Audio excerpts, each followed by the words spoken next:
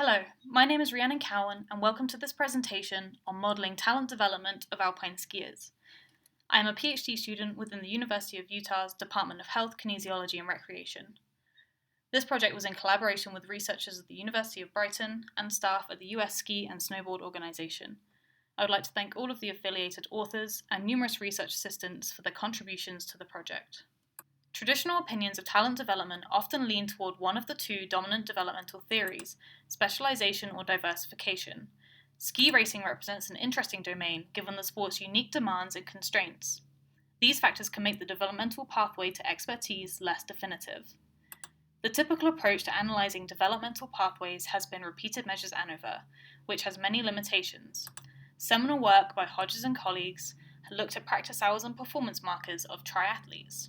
While this approach was innovative, the statistical techniques applied did not capture important information related to changes within individuals over time, which can further improve our understanding of the talent development processes.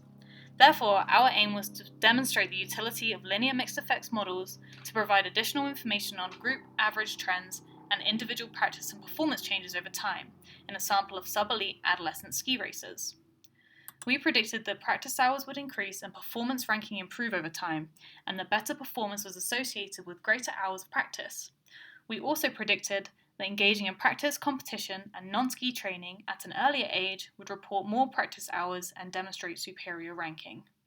A large sample of 174 individuals aged 14 to 18 completed a ski-specific practice history profile, which was comprised of three main sections: descriptives and sporting milestones, ski-related activities, and engagement in other sports.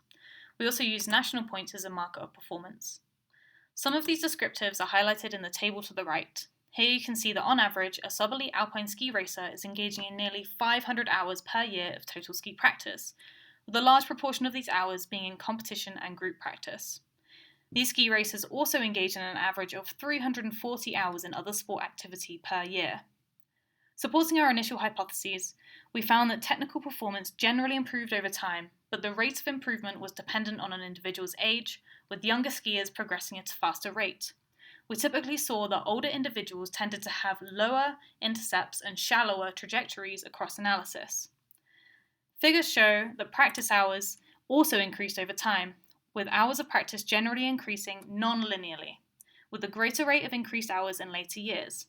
This increase was true for all types of activities except for play, which actually decreased over time. Significant model interactions revealed that for both total hours of ski-related activities, more time spent in coach-led group practice each year was associated with greater improvements of technical rankings for young ski racers. Contrary to our third hypothesis, although we did see that skiers who started racing earlier reported greater average time in practice and a steeper trajectory for hours per year, this was not statistically significant. Interestingly, significant interactions suggest that ski racers who continue to accumulate a high volume of hours in other sports also accumulated high volumes of hours in ski-related activities each year. These other sport interactions indicate that accumulation of practice time in skiing is more pronounced for younger ski racers who engage in other sports earlier in development. Furthermore, analysis revealed that ski racers who spent more time playing other sports later in their development improved their ranking at a faster rate when compared to those who spent less time in other sports. Despite age of first engagement having no significant effect on practice hours, ski racers who first started skiing earlier tended to have better rankings than those who started later. Similarly, ski racers who began non-ski training later tended to have a flatter rate of performance improvement compared to those who started earlier. It appears that athletes in this domain engage in the sport from an early age and accumulate a high volume of ski-specific hours, with the majority of these hours being in supervised coach-led practice. Findings suggest that alpine ski racers follow a multifaceted developmental continuum, with influence from both the specialization and diversification pathways, which is based on our findings that athletes participate in a variety of other sports during development. It is possible that the physically and psychologically demanding nature of alpine ski racing can potentially be modulated by a pathway that involves diverse sporting engagement.